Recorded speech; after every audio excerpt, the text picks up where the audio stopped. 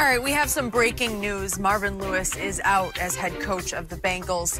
The team just released a statement saying they mutually decided to part ways. Lewis was the head coach since 2003, led the Bengals to the playoffs 7 times, but they were winless in those games. So, Shannon, are you surprised? I'm not, and it was a great run for 16 years. And a lot of people don't remember what the Bengals were like before Marvin got there. They were terrible. They were terrible when I played. They were terrible for a long time until Marvin got there. They had missed the playoffs 12 straight years before hiring Marvin Lewis. And in Marvin's tenure, they won 5 AFC North titles. They went to the playoffs 5 straight times from 2011 to 2015. But the drawback, Skip, was he was 0-7 in the playoffs. He didn't win a game. He's 8-26 against Pittsburgh. And this year, Skip, he got off to a great start. And then 18 players somehow ended up being on IR. Yep. Tyler Eifert, tight end, Pro Bowl tight end. A.J. Green, who went healthy as a top 5 receiver, and Andy Dalton.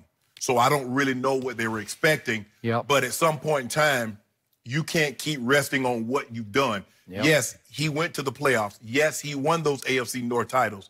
But what have you done for me lately? Yep. And I think this was a good move. I mean, Cincinnati needs to go on. Marvin needs to find a new home.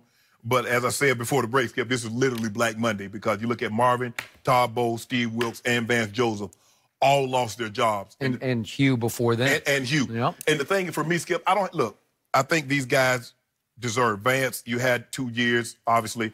Todd Bowles didn't get it done, I think, in 3 or 4 years. Marvin had 16 years. But Steve Wilkes is what I don't understand. After 1 year, you saw enough in 1 year.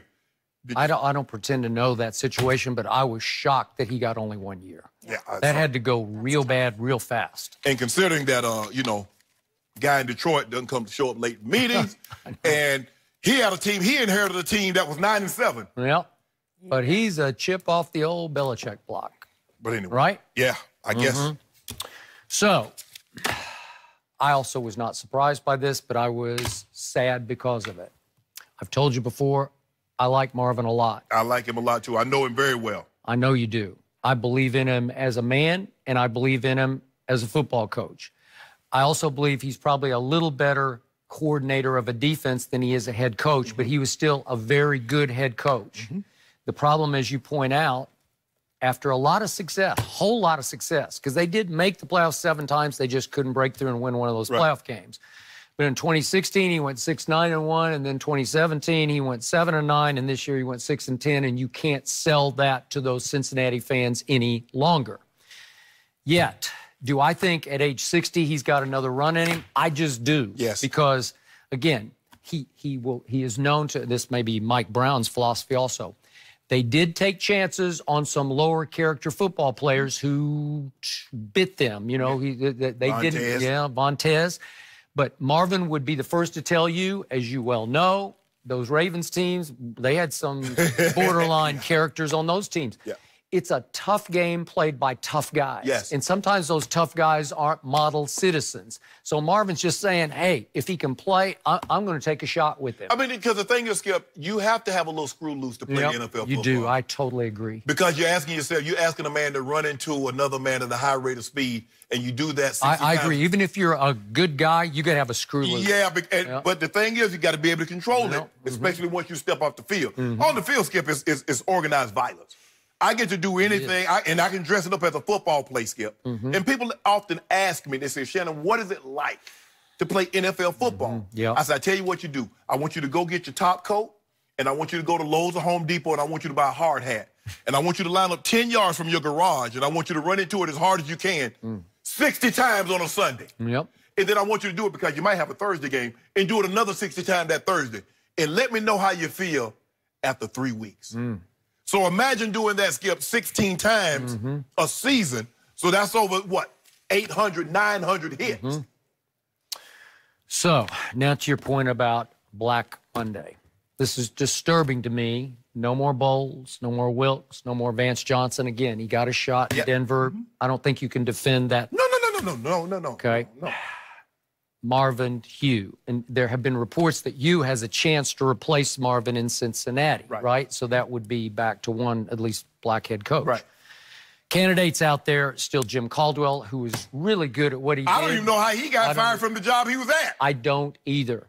David Shaw is obviously a college coach, but he's a really good college coach who deserves a shot in the NFL if he so desires. I don't know that he really wants to leave Stanford. Brian Flores is next on the list in New England as Belichick's new defensive coordinator. Eric Bieniemy is out there, but he's the quote-unquote offensive coordinator under Andy Reid. I'm pretty sure Andy does calls the plays, though. All of that. He just does all the above. I love Chris Richard. He's doing a wonderful job with the Dallas Cowboy defense. Just watching his body language, he has head coach body language to me, right? Yes. So he's got a chance to be elevated into one of these jobs. And again, could Hugh be the head coach in Cincinnati or elsewhere? Sure, he could. Is Adam Gase out? I think Adam Gase is out. He's going to be out. So there are going to be some openings. But it's just hard. And you know how it is. Look, black coaches don't get recycled like the other guys. That's all I'm saying. Not as much. It's not impossible to get recycled. Yeah, every once in a while. Because Hugh, he got an opportunity to resurface. But a lot of people thought he was unceremoniously released. I think he went 8-8 in his 1 year at Oakland. Yep. But and he took the shot on Carson Palmer. Yeah. They went out and got him and whatever. And that didn't work out for him there. Yeah. But I just hope some of these guys get an opportunity and people look. The first time is always tough, Skip, especially when you're coming in. Marvin came in with a little bit more credentials because he's like, look, I was the mastermind behind arguably the greatest defense ever, and we won a Super Bowl. So he does come in with some cachet. But when you coming in fresh like a Vance or a Steve Wilkes or a Todd Bowles, what are you hanging your resume on? Todd Bowles is another guy I believe in. He's a good man, and I think he's a really good football coach. Whether he's more coordinator than head coach, I don't know, but he can really coach football. But can you ask me this, Skip? Yeah. How many of Coach Belichick's assistants are going to get jobs before they realize, you know what? It's a good question. We're not getting Bill Belichick, and he doesn't get to bring Tom Brady with him. He does not. Because all these guys, teams are beating down the doors trying to get these guys. Yep. And the only one who's had any success at all is Bill O'Brien, but Deshaun fell out of heaven in his lap and saved him. Saved him. He didn't even see it coming. No. He wouldn't start him from game one. Tom Savage. Well, it's an easy segue, bringing up Brady, bringing up Belichick, because we're curious if the rest of the AFC should be scared of Brady.